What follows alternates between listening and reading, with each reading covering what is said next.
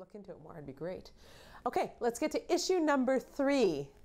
New council, everyone was happy, lots of beautiful singing from the Hamilton Children's Choir, a giant love-in at City Hall. Everybody there knew each other with the exception of the 4 new councillors. But we even had a mayor who's had the job before, and he gave a speech. And we looked at the speech, and I was pretty critical of it on the Bill Kelly show, I think, the next day, because it sounded like the speech he gave 8 years ago, only with less detail and promises.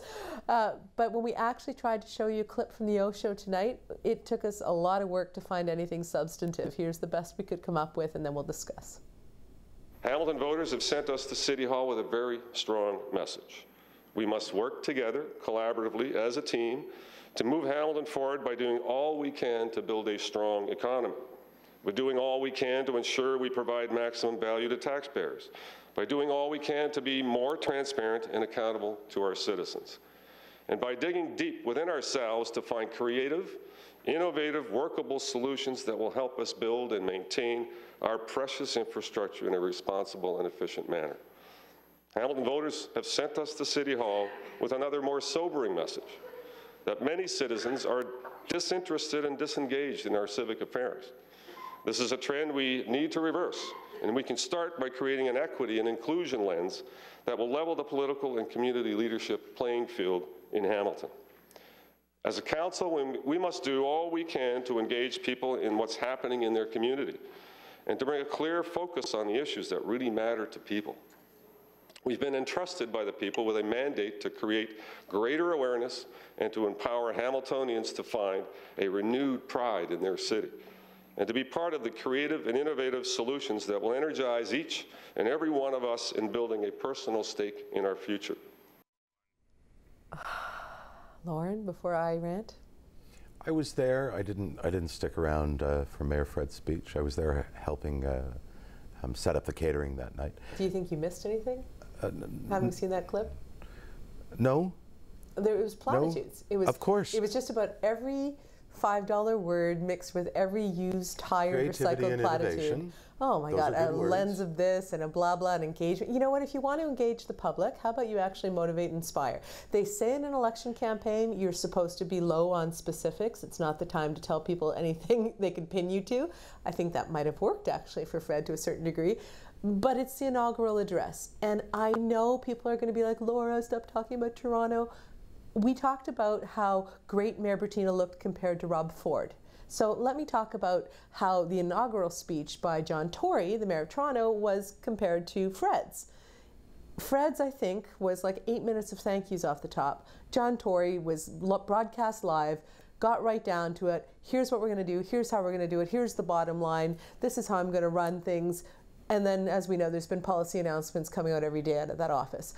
This speech, according to, I think it was one of the Spec reporters tweeted, was almost identical to the one that he believes Fred did 8 years ago, only with less promises and specifics. I find this so frustrating. Where is the ambition?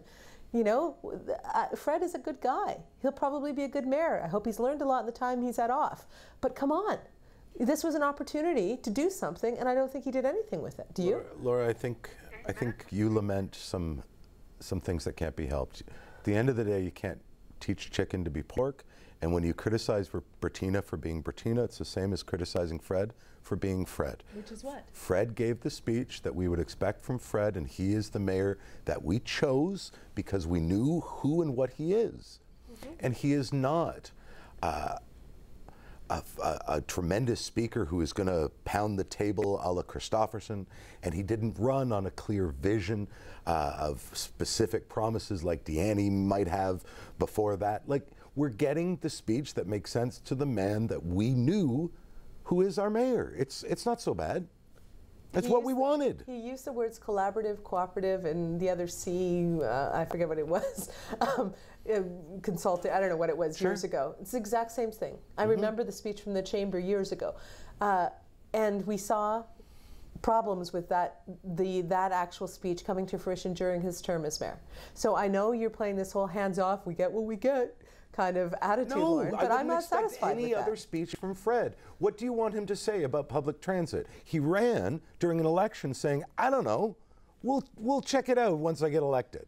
So what are you going to have in a speech otherwise? He ran a middle-of-the-road campaign. Right. He's a middle-of-the-road kind of guy. Right. So between the time that he got elected and the time that he gets to make this inaugural speech and set the tone, you would expect there'd be something in there more than platitudes. Something he was going to do, maybe because some of the things he tried to set forth in his last inaugural speech never worked. Maybe that's why he's gun shy. Well, but what kind of leadership is that? The tone that he set forth last time, 8 years ago, did not come to fruition. Right. And hopefully the tone he is setting forth this time does. Which is what? A collaborative, creative, and innovative. No, but there was stuff well before the stadium debacle, where Fred was an outsider to councils. I know, which is why I was hoping. He says he's learned a lot. I wanted to see more of that. And Fred, I will keep your feet to the fire. Impress, please. Okay, let's get to, I'm not satisfied. I'm not going to take your attitude hands off for 4 years. I'm not going to do it. Okay, let's get to our rants. Please, rant. Sure.